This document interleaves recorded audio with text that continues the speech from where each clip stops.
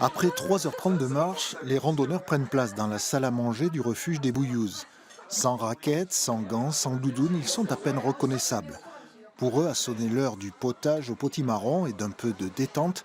Il n'en va pas de même en coulisses pour Romain, le cuisinier.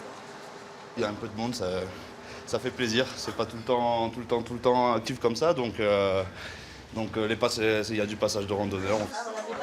40 couverts préparés sur place et servis en 2 heures.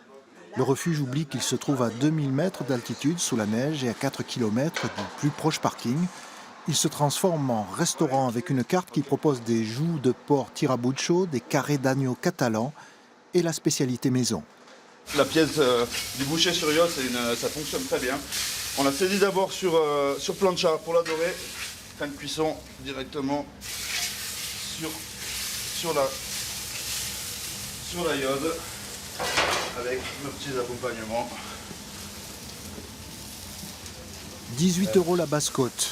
Pendant 2 heures, Romain donne du chef comme dans une brigade, car Christophe, le gardien du refuge, a un passé de cuisinier réputé.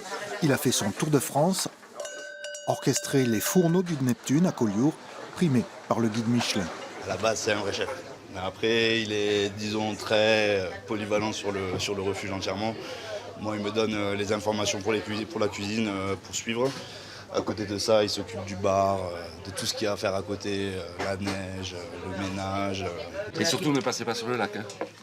C'est interdit? Non, il n'est pas suffisamment joli. Au bar, derrière la caisse, le chef ne peut pas oublier qu'il est avant tout gardien de refuge.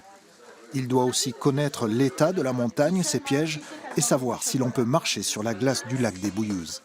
Pour rassurer les gens, ils viennent de marcher pendant quelques heures, donc ils arrivent ici, il faut qu'ils retrouvent une ambiance assez conviviale et qu'ils se sentent surtout bien et à la limite chez eux. Il faut garder le sourire, être bien avec les gens et essayer de les servir le plus rapidement possible parce que là, il y a une mauvaise météo qui arrive et donc c'est pour ça que j'ai été un peu speed à midi. Voilà. Le temps d'une pause, le temps a changé. La perturbation rentre par l'Ariège, les derniers promeneurs redescendent et le refuge retrouve son rôle primordial d'abri montagnard.